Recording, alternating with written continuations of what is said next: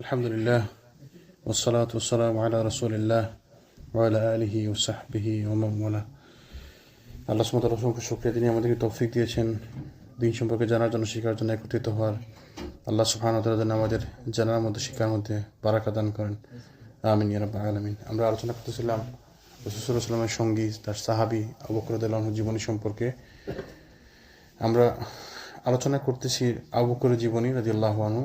আমাদের উদ্দেশ্য হচ্ছে আমরা তার জীবনী থেকে শিখে আমরা আমাদের জীবনে ইমপ্লিমেন্ট করবো, আমরা ওইখান থেকে যেন লেসন নিতে পারি, কীভাবে আমরা প্রত্যেকটা মুহূর্তে আমরা কীরকম আচরণ করব, কীরকম ব্যবহার করব, কীরকম আমাদের অ্যাটিটিউড হবে, এই সমস্ত জ্ঞান যেন আমরা নিতে পারি, এই সমস্ত লেসন যেন নিতে পারি, নিয়ে আমরা জীবনে ইমপ্লিমেন্ট করতে পারি। আল্লাহ সুবহানাহু ওয়া তাআলা যেন আমাদেরকে তৌফিক দান করেন, আমিন। আমরা গত সপ্তাহে আলোচনা করছি রাসূল সাল্লাল্লাহু আলাইহি ওয়াসাল্লামের মৃত্যুকালীন সময়ে ঘটনা প্রবাহ সম্পর্কে। আমরা এখান থেকে কন্টিনিউ করবো ইনশাআল্লাহ। ইবনে রাজব রাহিমাহুল্লাহ তিনি বলেন, রাসূল সাল্লাল্লাহু আলাইহি ওয়াসাল্লাম যখন ইন্তিকাল করতেন, মুসলমানরা ব্যথিত হলো, নির্বাক এবং বিভ্রান্ত হয়ে গেল। কেউ কেউ সংজ্ঞা হারিয়ে ফেললো, হতবুদ্ধি হয়ে গেল। কল্পনা করেন যে রাসূল সাল্লাল্লাহু আলাইহি ওয়াসাল্লাম মারা গেছে, তিনি এতদিন সাথে ছিল, মাঝখানে ছিল, হঠাৎ করে রাসূল সাল্লাল্লাহু আলাইহি ওয়াসাল্লাম মারা গেছে। তো এটা কেমন একটা কঠিন ব্যাপার না? মানে কীরকম একটা কঠিন পরিস্থিতি। আল্লাহ রাসূল সাল্লাল্লাহু আলাইহি ওয়াসাল্লাম মারা গেছে, যার মাধ্যমে ওহী আসতো, যিনি ইসলামকে নিয়ে আসছেন, সবার সামনে ইসলামকে পরিচয় করে দিয়েছেন, সব কিছুর তিনি লিডার ছিলেন, তিনি সবার ইমাম ছিলেন, নেতা ছিলেন। হঠাৎ করে তিনি মারা গেছেন, তো এটা কীরকম একটা পরিস্থিতি সৃষ্টি হয়েছে, তাই না? এটা মুসলমানদের অবস্থা এরকম হলো, কেউ সংজ্ঞা হারিয়ে ফেললো, কেউ নির্বাক হয়ে গেল, কেউ হতবুদ্ধি হয়ে গেল, কী করবে, কোনো কারো বিচার বুদ্ধিতে কাজ করতেছে না। এবং কিছু লোকের মধ্যে মানসিক ভারসাম্য হারিয়ে ফেলতে লাগলো।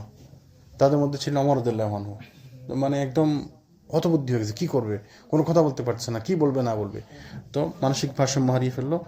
ইমাম কুরতুবী রাহিমাহুল্লাহ বলেন, মানুষ ধর্মের প্রতি বিশ্বস্ততার কারণে ধর্মের প্রতি সবচেয়ে বেশি দুর্ভোগ সহ্য করতে পারে। রাসূল সাল্লাল্লাহু আলাইহি ওয়াসাল্লাম বলেছেন, যখন কেউ কোনো দুঃখ কষ্টে নিপতিত হয়, তখন তার উচিত আমার মৃত্যুর সময়ের অবস্থা চিন্তা করা, কারণ আমার মৃত্যু দুনিয়ার সবচেয়ে বেশি কষ্টের। তো উম্মতের জন্য সবচেয়ে বেশি কষ্টের হচ্ছে রাসূল সাল্লাল্লাহু আলাইহি ওয়াসাল্লামের মৃত্যু। তো রাসূল সাল্লাল্লাহু আলাইহি ওয়াসাল্লাম যে মারা গেছেন, এর থেকে বেশি কষ্ট আর কিছু হইতে পারে না উম্মতের জন্য। তাহলে যেমন আমরা ওই দিন বলছিলাম যে আমাদের সবার কষ্ট আছে, সবার সমস্যা আছে, এবং সবার কাছে যার যার সমস্যাটা বড়, তাই না? কারো অসুস্থতা আছে, কারো ফ্যামিলিতে সমস্যা আছে, কারো ফাইন্যান্সিয়াল সিচুয়েশন খারাপ, কারো ফিজিক্যাল কন্ডিশন খারাপ, এক একজন এক এক সমস্যা, সবার কাছে তার সমস্যাটা বড়। কারো নিজের সমস্যা, কারো তার বাচ্চার সমস্যা, তাই না? কারো তার ফ্যামিলি অন্যান্য মেম্বারের সমস্যা। তো প্রত্যেকের কোনো না কোনো সমস্যা আছে। তো এই সমস্যাগুলো সব থেকে অনেকে যার যার কাছে তার সমস্যা সব থেকে বড়, কিন্তু আসলে সব থেকে বড় দুর্ভোগ ক্যালামিটি হচ্ছে রাসূল সাল্লাল্লাহু আলাইহি ওয়াসাল্লামের মৃত্যু। আমাদের জন্য রাসূল সাল্লাল্লাহু আলাইহি ওয়াসাল্লামের মৃত্যু অপেক্ষা বড় লস আর কিছু হতে পারে না। তো রাসূল সাল্লাল্লাহু আলাইহি ওয়াসাল্লাম চলে যাওয়ার পরও যখন সব কিছু চলতেছে, এই উম্মত চলতেছে, তো ইনশাল্লাহ আমার আপনার সমস্যা তো কিচ্ছু হবে না। তো আমরা এইভাবে ডিল করতে হবে, শিখতে হবে, আমাদের এখানে আমাদের লেসন আছে কীভাবে ডিল করতে হবে, তাই না?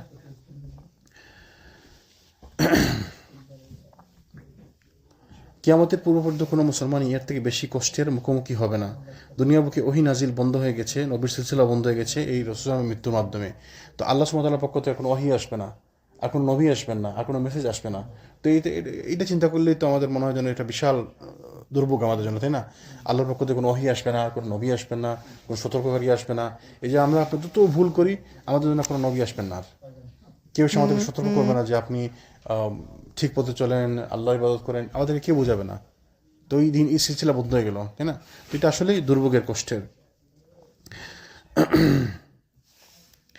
রাসূল সাল্লাল্লাহু আলাইহি ওয়াসাল্লামের মৃত্যুর পর সবথেকে বড় ফিতনা হয়ে ওঠে ভণ্ড নবীর দাবিদাররা। তো ভণ্ড নবীর দাবিদাররা কীভাবে ফিতনা হয়? মানুষকে গুমরাহ করা, মানুষকে বোকা বানানো সহজ। মানুষ যে কোনোভাবে বোকা বানাতে পারে, মানুষের দুর্বলতা ধরে মানুষ বোকা বানাতে পারে। আর ধর্মীয়ভাবে মানুষকে বোকা বানানোর জন্য এক পায়ে দাঁড়িয়ে থাকে। আর মানুষ ধর্মের ক্ষেত্রে বোকা হয়ও। ধর্মের ব্যাপারটা আবেগের জায়গা, তো বিশ্বাসের জায়গা, ইমানের জায়গা। মানুষকে যে কেউ যাকে তাকে বিভ্রান্ত করতে পারে, গুমরাহ করতে পারে। যেমন অনেকে দেখেন মানুষকে কবর দেখিয়ে পয়সা ইনকাম করে, যে কবরস্থানে পাকা করা, কবরে বাবা আছেন, অলি আছেন, আউলিয়া আছেন, এগুলো বলে মানুষের কাছে টাকা নেয়। কীভাবে? ওই যে ধর্ম। কেউ আছে আবার মানুষকে বলে যে আমি আপনার ভবিষ্যৎ বলে দিব, আপনাকে বেহেশতে পৌঁছে দিব, আপনাকে পুলসিরাত পার করে দেবো, এই সমস্ত বলে বলে টাকা নেয়, পয়সা নেয়, মানুষকে লুট করে নিয়ে যায়, ব্যবসা করে। ধর্ম নিয়ে মানুষ ব্যবসা করে, কেউ আবার ধর্ম নিয়ে রাজনীতি করে, কেউ ধর্ম নিয়ে সমাজনীতি করে। মানে মানুষের ওই আবেগের জায়গা থেকে মানুষ ইনকাম করতেছে, ব্যবসা করতেছে। তো এইগুলো ফিতনা। রাসূলের মৃত্যুর পরও ফেতনা রসুল্লাহ বলছেন যে আমার মৃত্যুর পরে অনেক দাজ্জাল কাজ্জাব আসবে, মানে অরিজিনাল আসল দাজ্জাল আসার আগে 30 জনের মতো ফেক দাজ্জাল আসবে। যে দাজ্জাল মানে কি, কাজ্জাব, পিত্তু, ভণ্ড, ভণ্ড নবীর দাবিদার। অনেক ইমাম মাহদি দাবি করবে, অনেকে নিজেকে নবী দাবি করবে, করছে না? রসুল মৃত্যুর পর সাথে সাথে নবী দাবি করছে কে, কি নাম? মুসাইলামা। তার নাম মুসাইলামা কাজ্জাব বলেছে তার না, তাই না? তারপরে আরেকজন মহিলা ছিল, মহিলা, সে নিজেও বন্ড নবী দাবি করছে। পরে সে আবার মুসাইলামাকে বিয়ে করে সে মুসাইলামার নবুয়ত মেনে নিয়ে সে তার নবুয়ত উজ্জ্ব করছে। তারপরে আবার তায়েফের একজন লোক নবুয়ত দাবি করছে, পরবর্তী সে আবার মুসলমান হয়েছে। মুসলমান হওয়ার পরে আবার অমর উদ্দৌলা শাসক তাকে যুদ্ধে পাঠাইছে এবং তিনি যুদ্ধে গিয়ে মুসলমানদের পক্ষে যুদ্ধ করে শহীদ হয়েছেন, মারা গেছেন জিহাদে। এরপর থেকে নবী আসতে আছে, নবী আসতে আছে, নবী আসতে আছে, মানে ফেক ভণ্ড। এই যে রিসেন্ট যে ইন্ডিয়াতে যে আসছিল, কি নাম তার, গোলাম আহমদ কাদিয়ানি, নবী দাবি করছে না? তো এইগুলো ভণ্ড, কাজ্জাব, দাজ্জাল। আমেরিকাতে একজন আছে, আছে বলতে সে মারা গেছে, যদি তারা বলে সে জীবিত আছে, কি নাম জানেন কেউ? ওই যে নেশনস অফ ইসলাম, তাদের এই কালো কালো যে লোক, তারা বলে তাদের নবী এটা, কি নাম, কি জানি নাম তার, মনে জানেন কেউ? হ্যাঁ, আল্লাহ কি জানি নাম ভুলে গেছি। তো ওই লোকটা ওকে ওরা নবী দাবি করে, ও বলে ওদের নবী এটা, তাই না? তো এই মানুষজন ভণ্ড নবীর দাবিদার। এই ফিতনা শুরু হয়েছে রসুল মারা যাওয়ার পর থেকে। তো কারণ তিনি ছিলেন শেষ নবী, আর নবী আসবেন না, তখন যে তার যার ইচ্ছা মতো নবী দাবি করতেছে নিজেকে।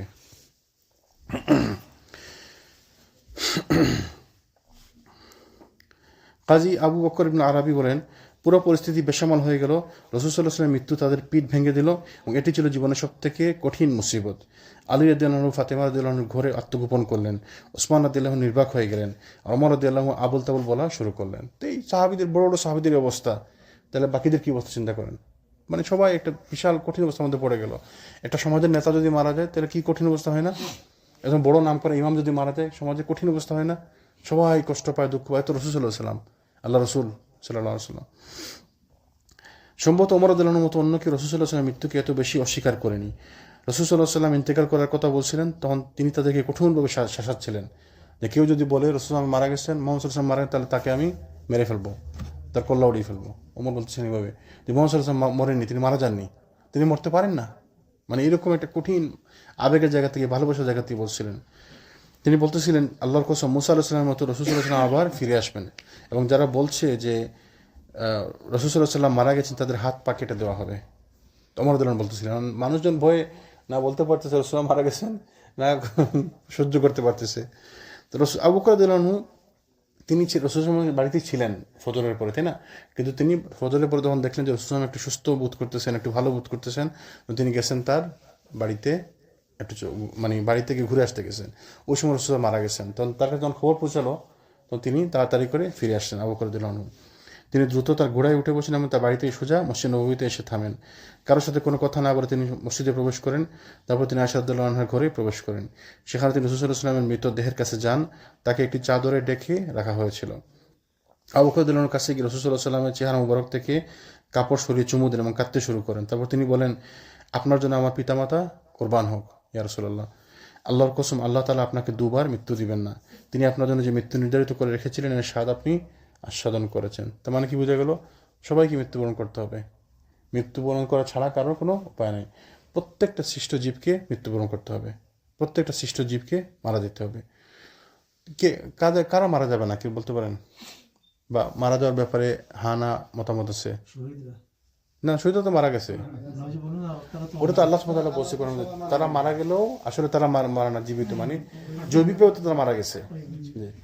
ফেরেশতাদের ব্যাপারে বলা হয়েছে, ফেরেশতাদের ব্যাপারে বলা হয়েছে। ফেরেশতাদের ব্যাপারে উলামাদের মধ্যে দ্বিমত আছে, কেউ বলছে ফেরেশতারা মারা যাবে কিনা, কেউ না। যদিও কিছু দুর্বল বর্ণনা আছে যে ওই যে মালাকুল মউত সবার জান নেবেন, তারপরে তাকে বলা আর কেউ বাকি আছে, আমি আর আপনি বাকি আছি, তাহলে ঠিক আছে তুমি তোমার জান নাও, নিয়ে যাও, তাই না? পুরো মালাকুল মউত জান নিয়ে যাবে, এইগুলো দুর্বল বর্ণনা। তো কেউ কেউ বলছেন যে ফেরেশতাদের তো আসলে মৃত্যুর দরকার নাই, কেন? কারণ আল্লাহ সুবহানাহু ওয়া তাআলা সবাইকে পরীক্ষা করতেছেন। তো ফেরেশতাদের তো পরীক্ষা না, ওরা তো আজ্ঞাবহ আল্লাহর, ওদের তো কোনো ইচ্ছা নাই, ওদের তো ইচ্ছা শক্তি নাই নিজের থেকে, তাই না? যে আমার ইচ্ছা আমি এটা করবো বা আমি করবো না, এটা নাই। তো এই জন্য ফেরেশতাদের ব্যাপারে উলামাদের মধ্যে দ্বিমত আছে। কেউ বলছেন ফেরেশতারা মারা যাবে, কেউ বলছেন ফেরেশতারা মারা যাবে না, হয়তো, আল্লাহু আ'লাম। আবু বকর রাদিয়াল্লাহু আনহু বাইরে, তখন রাসূলুল্লাহ ঘর থেকে বাইরে বের হন, তিনি বাইরে বের হয়ে দেখলেন যে তখন ওমর রাদিয়াল্লাহু আনহু একই কথা বলতেছেন। তখন তিনি বললেন যে হ্যাঁ ওমর তুমি বসো। তারপর তিনি সম্ভবত লোকদের উদ্দেশ্যে একটি ভাষণ দিলেন। দেখেন ওমরের সাথে কেউ কথা বলতে পারতেছে না ভয়ে। আবু বকর বললেন যে তুমি বসো। তারপর তিনি একটি ভাষণ দিলেন। আল্লাহ সুবহানাহু ওয়া তাআলার হামদ এবং নাত পড়ার পর তিনি বললেন যে হে জনমণ্ডলী, যে ব্যক্তি মুহাম্মদের ইবাদত করত সে জেনে রাখুক যে মুহাম্মদ সাল্লাল্লাহু আলাইহি ওয়াসাল্লাম মারা গেছেন। তাহলে কি বোঝা গেল? যে আমরা ইবাদত মুহাম্মদের করি না, আমরা ইবাদত করি কার? আল্লাহ সুবহানাহু ওয়া তাআলার। তো আল্লাহ সুবহানাহু ওয়া তাআলার সামনে মুহাম্মদ সাল্লাল্লাহু আলাইহি ওয়াসাল্লামেরও ইবাদত চলবে না। তাহলে আর কারো ইবাদত চলে? তাহলে যে পীর ফকির যারা আছে সেজদা নেই, সেজদা গ্রহণ করে, যাদেরকে সেজদা করা হয়, যাদের পায়ের কাছে গিয়ে সেজদা করা হয়, যাদের মাজারে গিয়ে সেজদা করা হয়, এগুলো চলবে? চলবে না। রাসূল সাল্লাল্লাহু আলাইহি ওয়াসাল্লাম আবু বকর কি বলছেন যে আমরা যারা মুহাম্মদের ইবাদত করতো তারা জেনে রাখো যে মুহাম্মদ সাল্লাল্লাহু আলাইহি ওয়াসাল্লাম মারা গেছেন। আর যারা আল্লাহ সুবহানাহু ওয়া তাআলার ইবাদত করে তারা জেনে রাখো আল্লাহ তাআলা হাই আল কাইয়ুম, তিনি চির নশ্বর, তার কোনো শেষ নাই, চিরঞ্জীব এবং অবিনশ্বর। তারপর তিনি কোরআন আয়াত তিলাওয়াত করেন, ওয়ামা মুহাম্মাদুন ইল্লা রাসূল قد خلت من قبله الرسل أفإن مات أو قتل انقلبتم على أعقابكم। মুহাম্মদ সাল্লাল্লাহু আলাইহি ওয়াসাল্লাম আল্লাহর রাসূল, বই আর কিছুই নন। তার পূর্বে অনেক রাসূল অতিবাহিত হয়েছেন। তো দেখেন কি সুন্দর, মানে আল্লাহ সুবহানাহু ওয়া তাআলা কীরকম প্রজ্ঞা দান করছেন, কোন সময় কোন কথা বলতে হবে, মানুষ কীভাবে বলতে হবে। তোমারকে যদি বলতে জমর তুমি বসে, কেন বলতেছো তুমি? রাসূলুল্লাহ মারা তুমি জানো না? তোমার হয়তো রাগ করে তার সাথে খারাপ ব্যবহার করতে পারতেন। দেখেন কীভাবে কাকে শান্ত করতে হয়, কীভাবে কথা বলতে হয়। তো নেতাগিরি তো আর এমনি এমনি হয় না। তো আমার শুধু পয়সা আছে আমি নেতা হয়ে গেলাম, আর আমি দেখতে শুনতে বড় আমি নেতা হয়ে গেলাম, এও চলবে না। কোয়ালিটি লাগে, কোয়ালিটি থাকতে হবে। কোয়ালিটি বানানো যায় না, কিছু কোয়ালিটি থাকে বাই নেচার, আল্লাহ সুবহানাহু ওয়া তাআলা থেকে প্রদত্ত। জি স্যার, আল্লাহ সুবহানাহু ওয়া তাআলা থেকে প্রদত্ত কিছু কোয়ালিটি থাকে। যেমন কিছু লোক সুন্দর কথা বলতে পারে, সুন্দর কথা বলে আপনি শিখাইতে পারবেন নি। আপনাকে হয়তো আপনি ইংলিশ শিখাইতে পারবেন, কিন্তু কোন ইংলিশটা বলতে হবে সেটা তো সে বুঝবে না, তাই না? তো এটা কিছু আছে প্রজ্ঞা আল্লাহ সুবহানাহু ওয়া তাআলা থেকে প্রদত্ত। একজন লোক হাফেজ হইতে পারে কোরআনের, কিন্তু কোন সময় কোন একটা প্রযোজ্য সে বলতে পারবে না, হয়তো তারও তো জ্ঞান নাই। বা হয়তো সে মুখস্থ করে সবই অর্থ সহ সে জানে, কিন্তু কোন সময় কোন একটা প্রযোজ্য এটা তার মাথায় আসবে না, তার ওই প্রজ্ঞা নাই, তার হেকমা নাই। তো এই লিডারশিপ এমনি এমনি আসে না, ইমাম এমনি এমনি হওয়া যায় না। ইমাম হইতে হলে কোয়ালিটি থাকা লাগে, আল্লাহ সুবহানাহু ওয়া তাআলা থেকে প্রদত্ত কোয়ালিটি থাকতে হয়। কিছু তো আপনি অ্যাকোয়ার করবেন, আপনার নিজের কোয়ালিটি মানে অর্জন করবেন, আর কিছু আল্লাহ সুবহানাহু ওয়া তাআলার পক্ষ থেকে প্রদত্ত থাকতে হবে। কি বললেন? মুহাম্মদ সাল্লাল্লাহু আলাইহি ওয়াসাল্লাম আল্লাহর রাসূল, বই আর কিছুই নন। তার পূর্বে অনেক রাসূল অতিবাহিত হয়েছেন। তিনি যদি মারা যান কিংবা নিহত হন, তাহলে কি তোমরা ইসলাম থেকে ফিরে যাবে? তার কি সুন্দর আল্লাহ সুবহানাহু ওয়া তাআলা কোরআনে বলে দিচ্ছেন এই কথাটা, যে তিনি যদি মারা যান তাহলে তোমরা কি আল্লাহর পথ থেকে ফিরে যাবে? আল্লাহ সুবহানাহু ওয়া তাআলা এটা বলতেন, আল্লাহ সুবহানাহু ওয়া তাআলা জানে যে মুহাম্মদ মারা যাবেন একসময় সাল্লাল্লাহু আলাইহি ওয়াসাল্লাম, তারপরে মানুষের এই অবস্থা হবে। তো জন্য তিনি আগে থেকেই বলে রাখতেছেন যে মুহাম্মদ মারা গেলে কি তোমরা ইসলাম থেকে ফিরে যাবে? যে ফিরে যাবে সে আল্লাহর কোনো ক্ষতি করতে পারবে না। তো এই যে সারা পৃথিবীর লোক ইসলামের বিরুদ্ধে লেগে আসে, ইসলামের কোনো ক্ষতি হবে? আল্লাহ সুবহানাহু ওয়া তাআলার কোনো ক্ষতি হবে? তাহলে শর্ত দিয়ে যদি একজন যদি বলে যে ভাই আমি কিন্তু ইসলাম গ্রহণ করব, আমি কিন্তু আপনার মসজিদে আসবো, আমি কিন্তু আপনাদের সাথে নামাজ, কিন্তু আমাকে এটা করতে হবে, আমাকে এটা দিতে হবে, আমার সাথে এই আচরণ করতে হবে, আমাদের কি তার দরকার আছে? কোনো দরকার নাই। কারণ ইসলাম তো তার উপর নির্ভরশীল না। ইসলাম কার উপর নির্ভরশীল? আল্লাহ সুবহানাহু ওয়া তাআলার উপর। গতকালকে আমাকে একজন আমার ভাই আমাকে মেসেজ পাঠিয়েছে নিউ ইয়র্ক থেকে, যে একটা কে জানি একটা ইউটিউবের একটা ক্লিপস আর কি, কে জানি তাকে পাঠিয়েছে তার এক কোয়ার্কার, যে কোরআনের 30টার মতো আয়াত, নতুন 30টার মতো আয়াত আছে যেগুলো হাইড করা হয়েছে বা অ্যাড করা আছে। তখন বলছে এটা কি, মানে how do I answer that? তোমরা দেখো এগুলো নিয়ে ওরিয়েন্টালিস্ট যারা আছে, ওরিয়েন্টালিস্ট মানে কারা? পাশ্চাত্যের স্কলার যারা, ওয়েস্টার্ন স্কলার যারা ইসলাম স্টাডি করে ইসলামের ভুল খুঁজে, ইসলামের ভুল দুষ্টটি খুঁজে বের করে, এবং এরকম অনেক খ্রিস্টান স্কলার যারা ইসলাম স্টাডি করে ইসলামের দোষ খুঁজে বের করার জন্য। আবার শিয়াদের মধ্যে একদল আছে যারা বলে যে কোরআন তো পুরাপুরি নাই, যেটা পৃথিবীতে যেটা আছে কোরআন ওটা পুরাপুরি কোরআন না। কিছু কোরআন মুহাম্মদ সাল্লাল্লাহু আলাইহি ওয়াসাল্লাম লুকাইছিলেন, কিছু কোরআন সাহাবারা লুকাইছিলেন, কিছু কোরআন ওসমান যখন লিখছে, ওসমান লেখার সময় কিছু কমায় রাখছে, কাইটসাপ করে রাখছে। ওদের কাছে নাকি কোরআনের এর থেকে আরো বেশি অংশ বাকি আছে। শিয়াদের মধ্যে একটা অংশ বলে, আবার খ্রিস্টানদের মধ্যে একটা অংশ বলে কোরআনের মধ্যে ভুল আছে। তো ভুল নিয়ে তো অনেকে বইও লিখছে। ওই যে ডক্টর জাকির নায়েক প্রোগ্রাম করলো না, কোরআনের 30টা ভুল, একটা বই আছে। হ্যাঁ, বলো না যে কি এক ফখরুদ্দিন রাজিনাকার একজন একটা বই, কোরআনের 30টা ভুল, উইলিয়াম ক্যাম্বেল তো ওটা নিয়ে আলোচনা করছে। তো আমি তাকে বললাম যে দেখো আল্লাহ সুবহানাহু ওয়া তাআলা বলছে ইন্না না, ওই যে আল্লাহ সুবহানাহু কি বলছে, যে এই কোরআন কি আমি নাজিল করেছি, আয়াতটা কি জানি, ইন্না নাহনু নাযালনা যিকরা ওয়া ইন্না লাহু লাহাফিজুন, যে আমি এই কোরআনকে নাজিল করেছি এবং আমি এর সংরক্ষণ করব। তো আল্লাহ সুবহানাহু ওয়া তাআলা নিজে যে সংরক্ষণ করবে ওই কোরআনকে তো কেউ চেঞ্জ করতে পারবে না। তো এখন ওই ওরা যতই ক্লিপ বাই করুক আর যতই ওরা আলোচনা করুক আর যতই স্টাডি করুক, কোরআন তো চেঞ্জ হবে না। সারা পৃথিবীতে একটাই কোরআন আছে, সারা পৃথিবীতে একটাই ভার্সন আছে কোরআনের। এই কোরআনের একটা ভার্সনের কারণে এক লোক মুসলমান হয়ে গেছে। ওই যে ওনাকে নাম শুনে থাকবেন, দ্য শেখ ইউসুফ এস্তেস, আমেরিকান একজন সাদা, ওই যে বয়স্ক দাঁড়িয়েলা, হ্যাঁ, উনি কিভাবে মুসলমান জানেননি?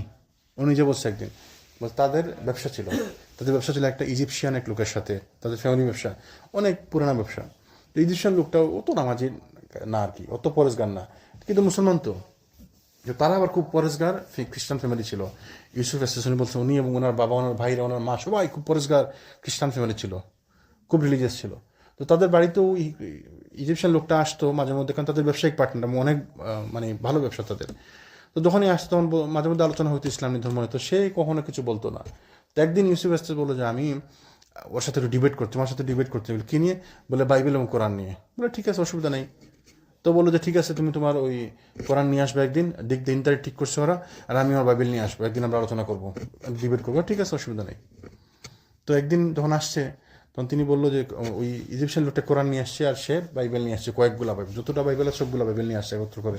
ডিবেট করবো তো একটা বিশাল ব্যাপার, একটা দুটো নিয়ে আনলে হবে না, সবগুলো নিয়ে আসছে।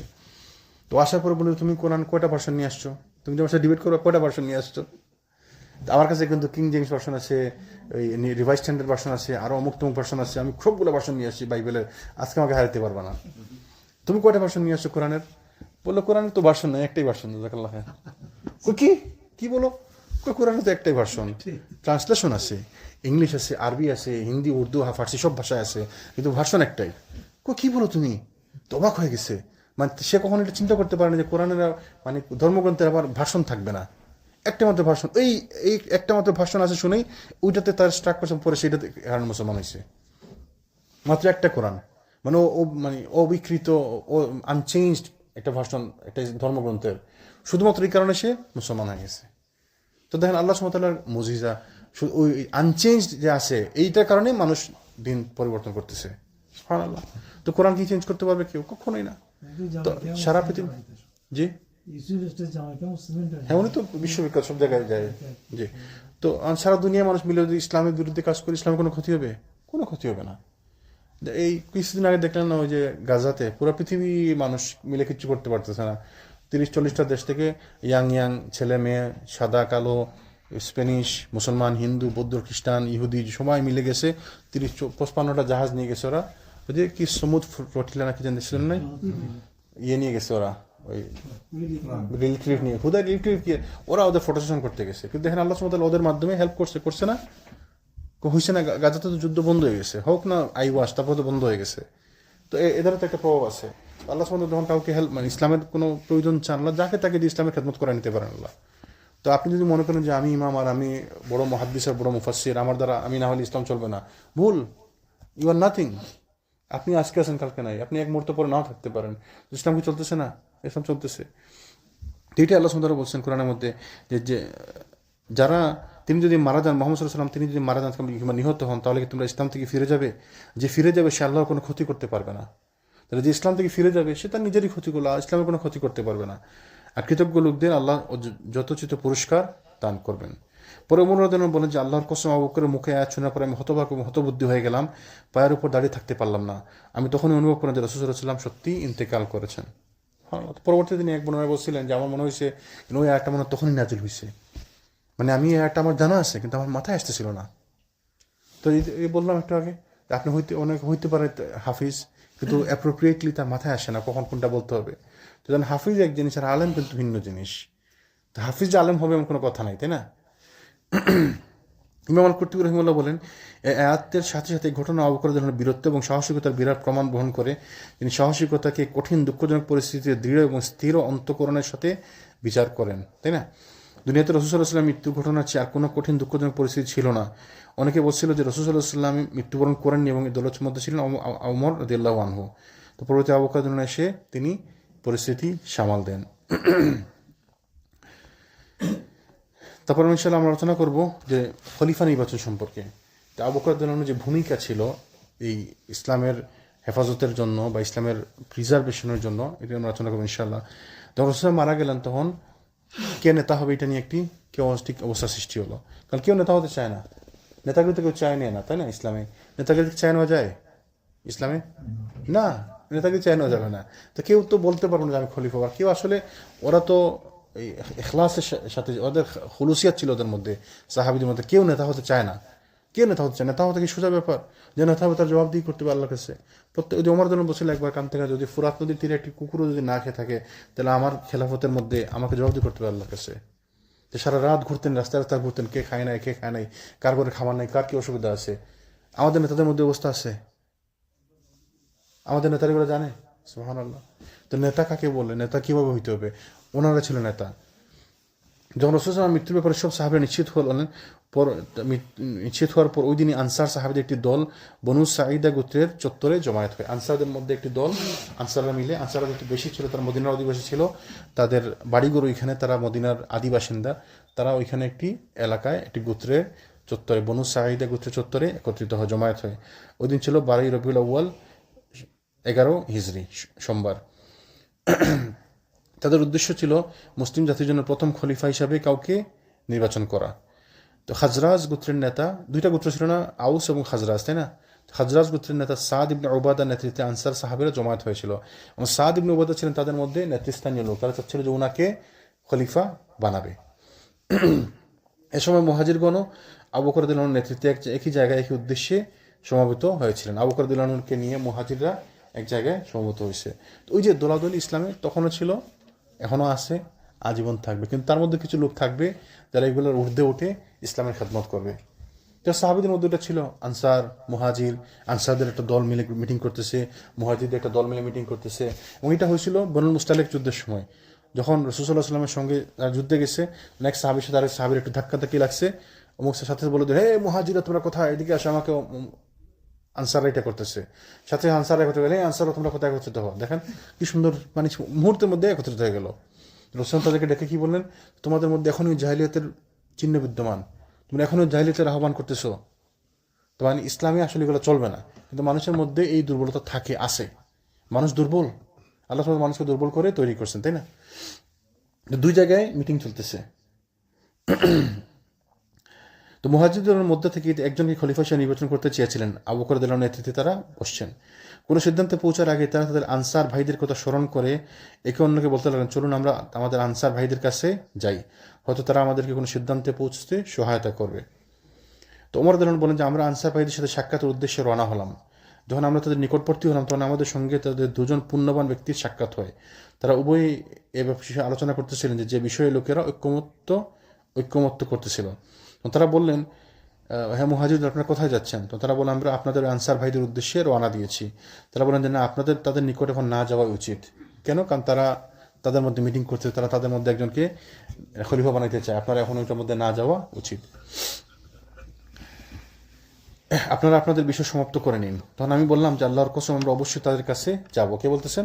ওমর রাদিয়াল্লাহু আনহু। আমরা চললাম, অবশ্যই বনু সাঈদা গোত্র চত্বরে তাদের কাছে গেলাম। মানে ওইখানে আনসাররা মিটিং করতেছিল, তো এখানে আবু বকর এবং ওমর গেলেন। আরেক বর্ণনা আছে, তারা খবর পেলেন যে ওইখানে মিটিং করতেছে, তারা আবু বকর এবং ওমর দৌড় দিয়ে গেলেন, দৌড়ে দৌড়ে ওইখানে গেলেন তাড়াতাড়ি করে। কেন? কারণ এই যে নেতা নির্বাচন হইতেছে, অনেক মানুষ ভুল করে সিদ্ধান্ত নিবে, সিদ্ধান্ত নেওয়ার পরে পস্তাবে। সিদ্ধান্ত হয়ে গেল তো সিদ্ধান্ত হয়ে গেল, তাই না? কিন্তু সবার ওই বুঝটা নাই, কোন বিষয়ে কি সিদ্ধান্ত নিতে হবে। সিদ্ধান্ত নিবে কে? যার ওই বুঝ আছে, যার ওই জ্ঞান আছে। যেমন খলিফা নির্বাচনের ব্যাপারে রাসূল সাল্লাল্লাহু আলাইহি ওয়াসাল্লামের কিছু অস্পষ্ট নির্দেশনা ছিল, যেগুলা কোনো সাহাবী জানতেন, সবাই জানতেন না, তাই না?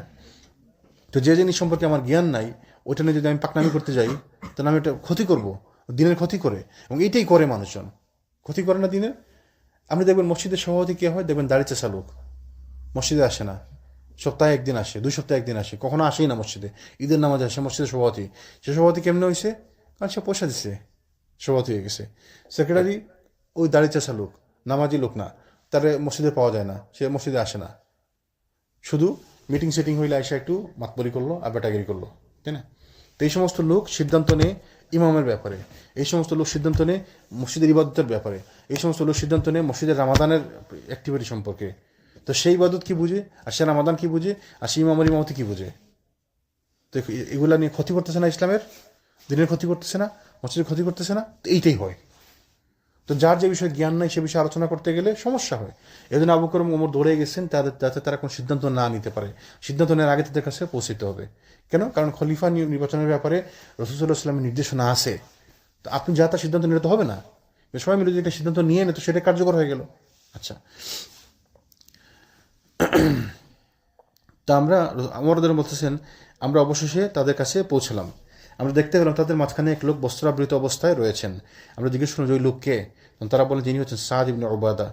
আমরা তার কি হয়েছে? তখন তারা বলেন তিনি জ্বরে আক্রান্ত, মানে অসুস্থ। সাদ ইবনে উবাদা মাশাআল্লাহ বড় সাহাবি, আনসারদের নেতা, বড় সাহাবি, এবং তাদের সবার মধ্যে ইখলাস খুলুসিয়ত আছে। কেউ যে নেতা হওয়ার জন্য এটা করতেছে না, মানে ওরা করতেছে কেন?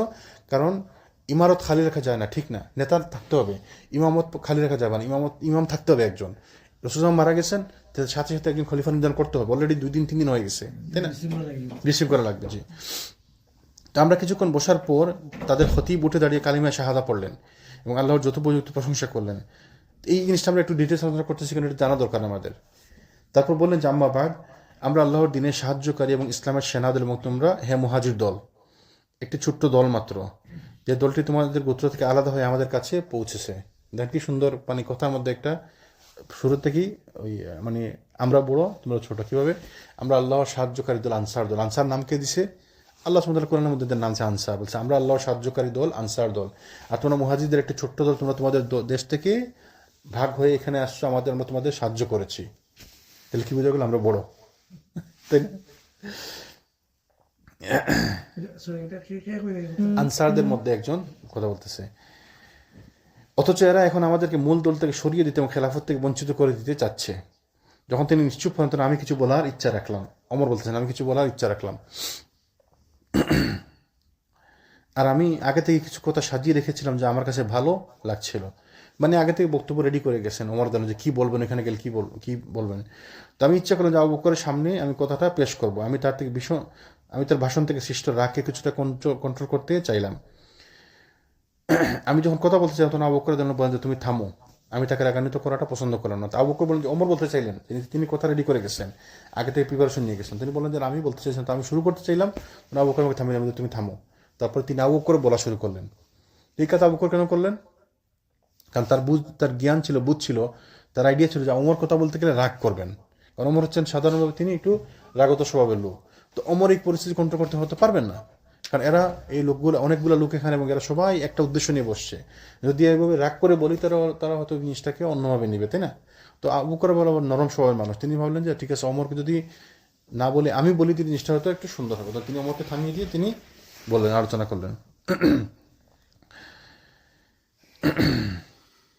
তারপরে তিনি কথা বললেন, আবু বকর রাদিয়াল্লাহু কথা বললেন, আর তিনি ছিলেন আমার চেয়ে সহনশীল এবং গম্ভীর। ওমরের বক্তব্য এটা, আমার চেয়ে সহনশীল এবং গম্ভীর। আল্লাহর কসম তিনি এমন কোনো কথা বাদ দেননি যা আমি সাজিয়ে রেখেছিলাম। মানে যা যা বলছেন ওমর সবকিছু, আবু বকর সবকিছু সুন্দর করে বলছেন। অথচ তিনি তাৎক্ষণিকভাবে ওই রকম বরং তার থেকে উত্তম কথা বললেন। অবশ্যই তিনি বন্ধ করে দিলেন।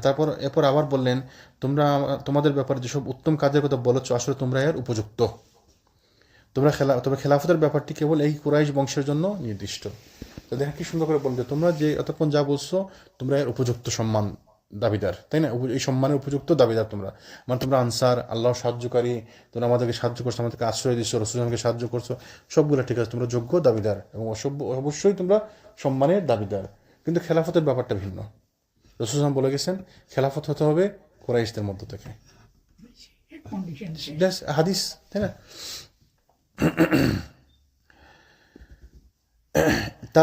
তারা হচ্ছে বংশ এবং আবাসভূমির দিক থেকে সর্বোত্তম আরব, আর আমি এ দুজন হতে যে কোনো একজনকে তোমাদের জন্য নির্ধারিত করলাম, তোমরা যে কোনো একজনের হাতে বায়াত হয়ে যাও। তারপর তিনি কার কথা বলেন? দুজনকে।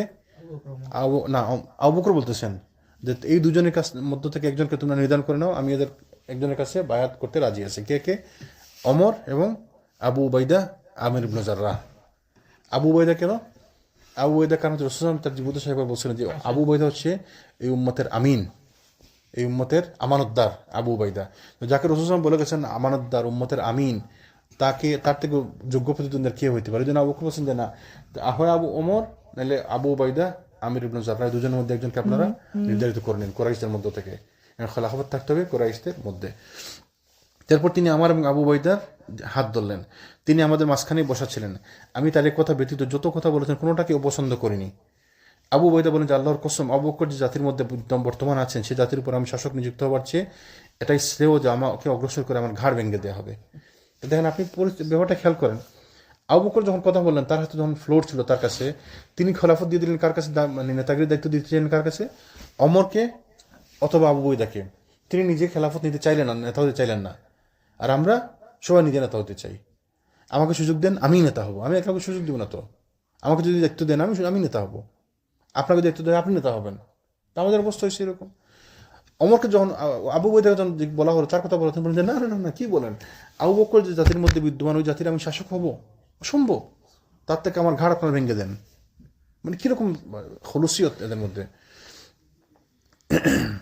উমর কি বললেন যে আবু বকরের সব কথা আমি এখন পর্যন্ত যা বলছি সব আমি পছন্দ করলাম, শুধুমাত্র এই কথাটা ছাড়া। আমার নাম কেন বললেন উনি? আমি নেতা হতে চাই না। দেখ কি সুন্দর এদের বক্তব্য এক একজনের।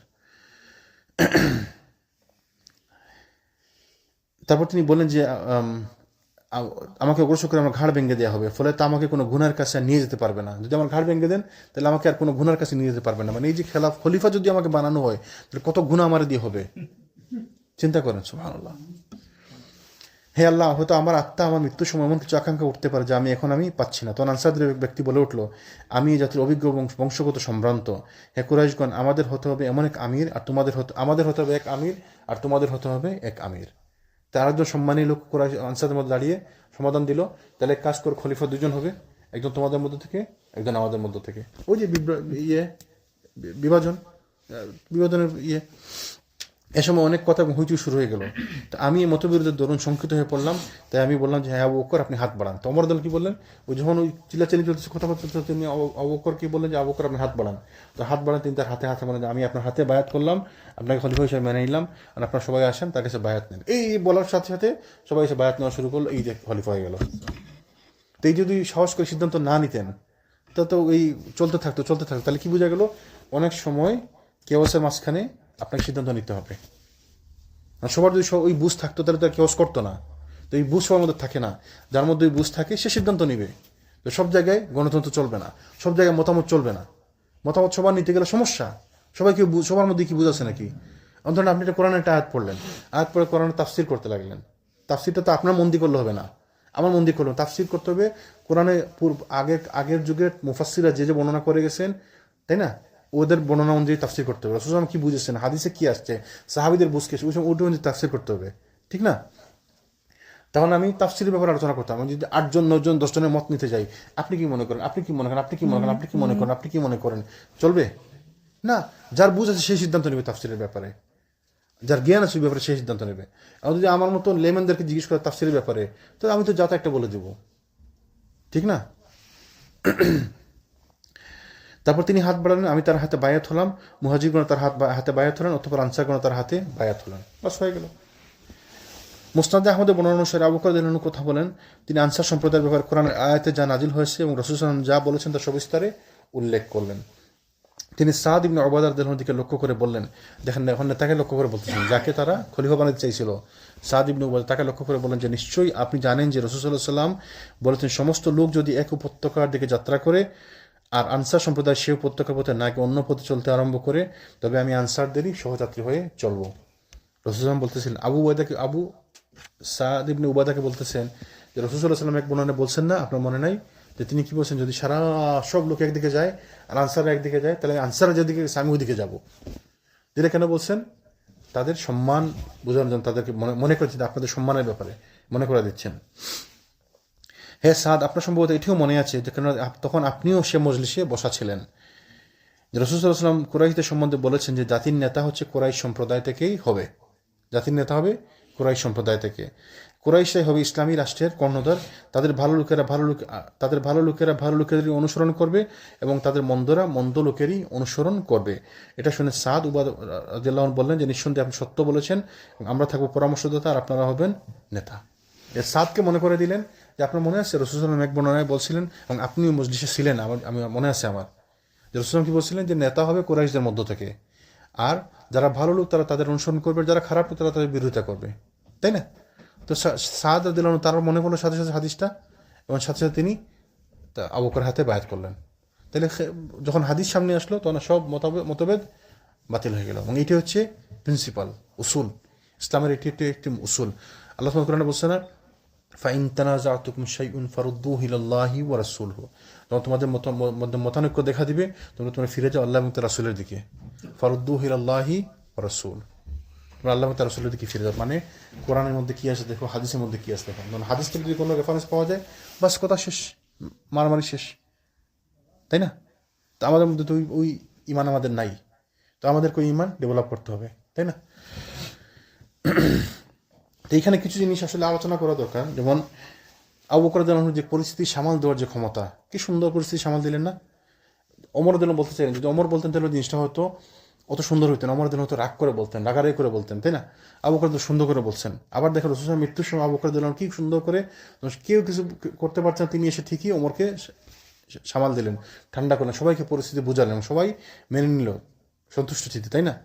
তারপরে যখন ওই খলিফা নির্বাচন আবু বকর রাদিয়াল্লাহু তখন সবাই মেনে নিল। কেন? কারণ আবু বকরকে সবাই পছন্দ করে, আবু বকরের বিরোধিতা করার মতো কেউ নাই, আবু বকরের বিরোধিতা করে নাই কেউ। কারণ তিনি ভালো লোক ছিলেন, জ্ঞানের লোক ছিলেন, পয়সার লোক ছিলেন, সম্মানের লোক ছিলেন এবং হিকমতওয়ালা লোক ছিলেন, এবং সবাই তাকে পছন্দ করছে। এবং এই জন্য আনসাররা তাদের অনেকের মনের মধ্যে ইচ্ছা না থাকলেও তারা কিন্তু ঠিকই তাকে পছন্দ করছে, তাকে তার খেলাফত মেনে নিচ্ছে। এবং একটি ব্যাপারে, সূক্ষ্ম একটি ব্যাপার একটু বলি আমরা, যখন এটি পরিষ্কার করার পর তিনি অনেকগুলো প্রমাণ উপস্থাপন করেন যে খেলাফতের ব্যাপারটা, তাদেরকে সম্মান দেখালেন। সম্মান দেখানোর পরে তাদেরকে তাদের মর্যাদা সম্পর্কে মনে করে দিলেন যে আল্লাহ সুবহানাহু ওয়া তাআলা কোরআনের আনসারদের ব্যাপারে কী বলছে, রাসূল সাল্লাল্লাহু আলাইহি ওয়াসাল্লাম আনসারদের ব্যাপারে কী বলছে মনে করে দেওয়ার পরে তাহলে কী বললেন দেখেন, কাউকে কারোর সাথে কথা বলতে হলে তাকে সম্মান দিতে হবে, যোগ্য সম্মান দিতে হবে। আনসাররা কী করছিলেন, আনসার যিনি কথা তিনি কী বলছিলেন যে আমরা হচ্ছে আনসার, আমরা আল্লাহ সাহায্যকারী, তোমরা মুহাজিরের ছোট্ট একটি দল তোমাদের দেশ থেকে এখানে এসে আমাদের কাছে আশ্রয় নিচ্ছ। কোথাও মধ্যে সৌন্দর্য আছে? অপমানজনক কথা না। তিনি আবু বকর কি বললেন যে আল্লাহ সুবহানাহু ওয়া তাআলা কোরআনে যাদেরকে সম্মান দিচ্ছে তাদের ব্যাপারে আল্লাহ কোরআন কি বলছে এটা মনে করে দিলেন। রাসূল সাল্লাল্লাহু আলাইহি ওয়াসাল্লাম তাদের ব্যাপারে কি বলছে? রাসূল বলছেন আনসারদের ব্যাপারে ভালো ভালো কথা, যে পুরা সব লোক যদি একদিকে যায় আর আনসাররা একদিকে গেলে আমি ওদের সাথে যাবো, আনসারদের দিকে। আবার যখন হুনাইনের যুদ্ধের পরে রাসূল সাল্লাল্লাহু আলাইহি ওয়াসাল্লাম মুহাজিরদের মধ্যে সম্পদ বিলি করতেছিলেন, গনিমতের মাল বিলি করতেছিলেন এবং এক একজনকে অনেক অনেক দিতেছিলেন এবং আনসারদেরকে কিচ্ছু দিতেছেন না। তখন একজন আনসার সাহাবী বলে, ইয়া রাসূলুল্লাহ, আপনি তাদেরকে খালি মুহাজিরদেরকে দিচ্ছেন, আমাদেরকে কিছু দিবেন না?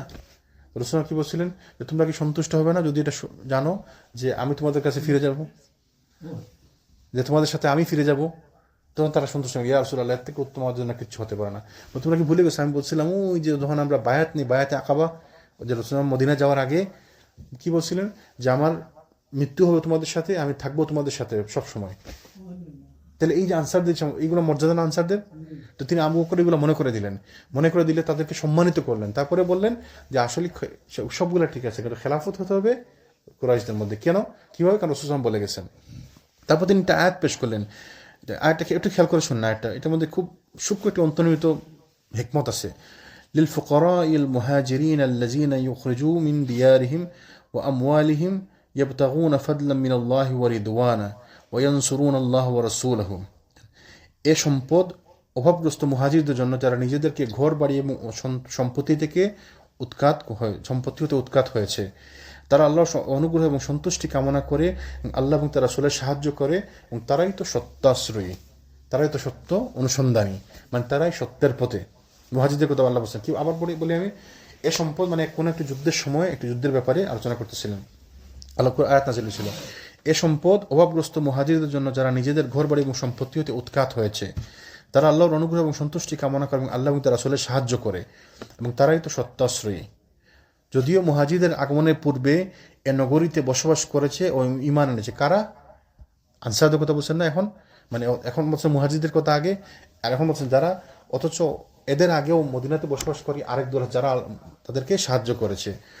তারা মুহাজিরদেরকে ভালোবাসে, মুহাজিরদেরকে যা দেওয়া হয়েছে তার জন্য তারা অন্তরে আকাঙ্ক্ষা পোষণ করে না। তাহলে মুহাজিরদেরকে যা দেওয়া হয়েছে তারা এ নিয়ে অন্তরে আকাঙ্ক্ষা পোষণ করে না।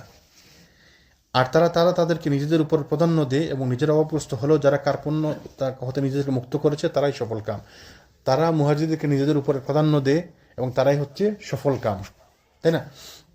আচ্ছা, তারপরে আরেকটি আয়াত করেন। এই আয়াতে কি বলছেন যে তারা হচ্ছে মুহাজিরদের ব্যাপারে আল্লাহ বলছেন কি, তারা এই সম্পদের হকদার, তারা তাদেরকে তাদের এলাকা থেকে বিতাড়িত করা হয়েছে, তাদের সম্পত্তি বঞ্চিত করা হয়েছে, এবং তারা হচ্ছে আল্লাহর সাহায্যকারী এবং তারা হচ্ছে সত্যাশ্রয়ী, মানে সত্য অনুসন্ধানী। ঠিক আছে না? এরপরে কি আয়াত পড়লেন, ইয়া আইয়ুহাল্লাযিনা আমানু ইত্তাকুল্লাহ ওয়া কুনু মা'আস সাদিকিন। হে ঈমানদারগণ, তোমরা আল্লাহকে ভয় করো এবং কাজে কর্মে সত্যবাদীদের সঙ্গে থাকো। তাহলে আগের আয়াতে আল্লাহ কাদেরকে সত্যবাদী বলছেন? মুহাজিরদেরকে। আর এই পরে আয়াতে আল্লাহ বলছেন কি, তোমরা ওয়াকুন মা'আস সাদিকিন, তোমরা মুহাজিরদের সঙ্গে থাকো, সত্যবাদীদের সঙ্গে থাকো। তোমরা ওই নেতাগিরি নিও না, তারা নেতাগিরি তারা নিবে এবং তোমরা তাদের সাথে থাকবে, তোমরা তাদের সহকারী। এবং এই আয়াতের ব্যাখ্যা আবু কাদের ব্যবহার করছেন। এটা হচ্ছে সূরা হাসর, আর পরেরটা হচ্ছে সূরা আত-তাওবা। একটা প্রথমটা সূরা হাসর, পরেরটা সূরা তাওবা। দেখেন কি সুন্দর দুইটা আয়াতের কি সুন্দর তাফসীর করলেন, বুঝে দেন। দেখো আল্লাহ সুবহানাহু ওয়া তাআলা মুহাজিরদেরকে বলছেন সত্যবাদী, সত্যশ্রয়ী, সত্য অনুসন্ধানী। আর পরের আয়াতে বললেন যে দেখো আল্লাহ সুবহানাহু ওয়া তাআলা বলছে তারা, তোমরা আল্লাহকে ভয় করো এবং সত্যবাদীদের সঙ্গে থাকো। মানে তারা নেতা হবে কার? এরা। আল্লাহ কোরআন তো বলছে দেখো এরা হবে নেতা আর তোমরা তাদের সাথে থাকবে, তাদের সাথে থাকবে।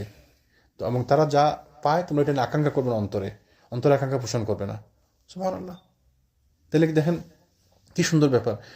এবং এইভাবে এই যে এটা হিকমত, এই দুই সূরার দুই আয়াত, সূরা হাসর এক আয়াত পড়লেন আর সূরা তাওবা থেকে আরেক আয়াত পড়লেন এবং এদেরকে বুঝিয়ে দিন কত সুন্দর করে। এবং তিনি কি মিথ্যা বলছেন? সলসাতুরি আশ্রয় নিছেন না, যেটা সত্যটি বুঝিয়েছেন। এই যে হিকমত, এটা সবার মধ্যে থাকে না। তো নেতাগিরি, এটা বলছিলাম সোজার ব্যাপার না। ইমামত, নেতাগিরি, এগুলো সোজার ব্যাপার না। এগুলা আল্লাহ সুবহানাহু থেকে প্রদত্ত জ্ঞান, আল্লাহ সুবহানাহু থেকে প্রদত্ত হিকমা, এবং হিকমা সবার মধ্যে থাকে না। তো আবু বকরের মধ্যে এই জ্ঞানটা ছিল এবং আমরা তার জীবনে থেকে এগুলো শিখতে পাই। এগুলো আমাদের জন্য শিক্ষা, আমাদের জন্য লেসন নিতে হবে এগুলো থেকে, এবং এইভাবে আমরা আমাদের জীবনে ইমপ্লিমেন্ট করতে হবে। এই যে প্রজ্ঞা, জ্ঞান, কথা বলার, কথার মধ্যে যে মাধুর্যতা, ভালোবাসা, সম্মান দিয়ে কথা বলা, এবং হিকমতের সাথে, জ্ঞানের সাথে, দলিলের সাথে আমি আদিল্লা নিয়ে কথা বলা, তো এইগুলো আমাদেরকে শিখতে হবে। আল্লাহ যেন আমাদেরকে বোঝার তৌফিক দান করেন, আমরা যেন আমাদের জীবনে ইমপ্লিমেন্ট করতে পারি। সাহাবীদের জীবনকে আমরা যেন আমাদের জীবনে মিরর করতে পারি, আমরা যেন আমাদের জীবনে তাদের জীবনের মতো ইমপ্লিমেন্ট করতে পারি। আল্লাহ যেন আমাদেরকে তৌফিক দেন। আমরা এখান থেকে আমি চলে আসলে এক মিনিট আছে। সুবহানাকাল্লাহুম্মা ওয়া বিহামদিকা আশহাদু আল্লা ইলাহা ইল্লা আনতা আস্তাগফিরুকা ওয়া আতুবু ইলাইক।